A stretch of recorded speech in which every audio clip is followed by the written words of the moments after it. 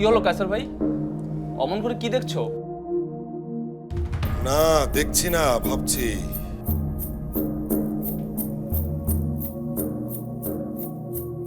ভাবছি যে আমার স্ত্রী আর শালিকা তো আরিয়াকে নিয়েই বাড়িতে চলে এলো। এখন তো বাড়িটা গরম হয়ে যাবে।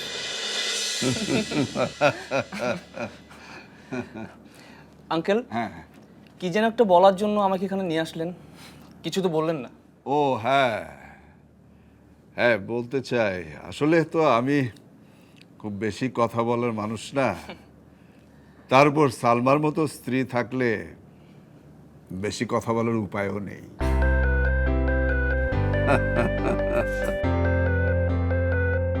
তাও কিছু কথা আমি তোমাকে বলতে চাই। জি আঙ্কেল, বলুন।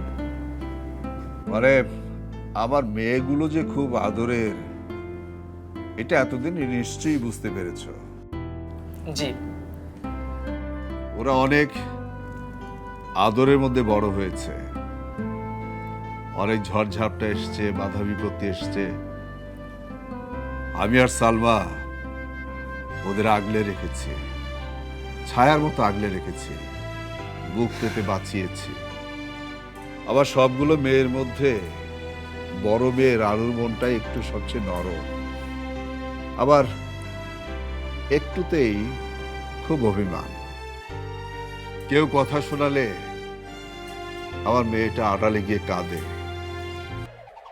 আগের মতোই clean. Berger easy clean fresh, দেয়ালে দাগ থাকবে না, রাখবে সুরভিত। কাউকে কিচ্ছু বলে না। সেই মেয়ের সঙ্গে তুমি ঘর করতে যাচ্ছ। আমি জানি আমার রানুর জন্য তোমার চেয়ে ভালো ছেলে আমি হয়তো পেতাম না, কিন্তু বাবা তুমিও জেনে রাখো, আমার রানুর মতো সহজ সরল মেয়ে তুমিও পেতে না।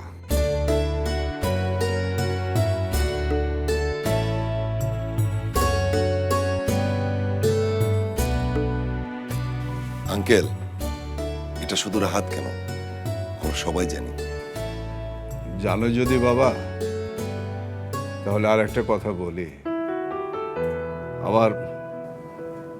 আমার এই মেয়েটাকে কখনো কষ্ট দিও না। ও যদি কোনো ভুল করে বা ওর দ্বারা কোনো ভুল হয়, আমার বিশ্বাস তুমি ওকে বোঝালেই ও বুঝে যাবে। আঙ্কেল, এসব বিষয় নিয়ে আপনি একদম ভাববেন না। আমি রানুকে কখনো বুঝতেই দেব না যে ওই বাড়ির মায়া থেকে বের হয়ে এসছে।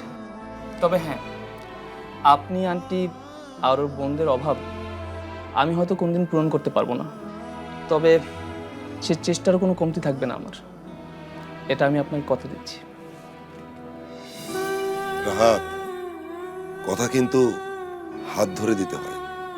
এটা কেন করছো না তুমি?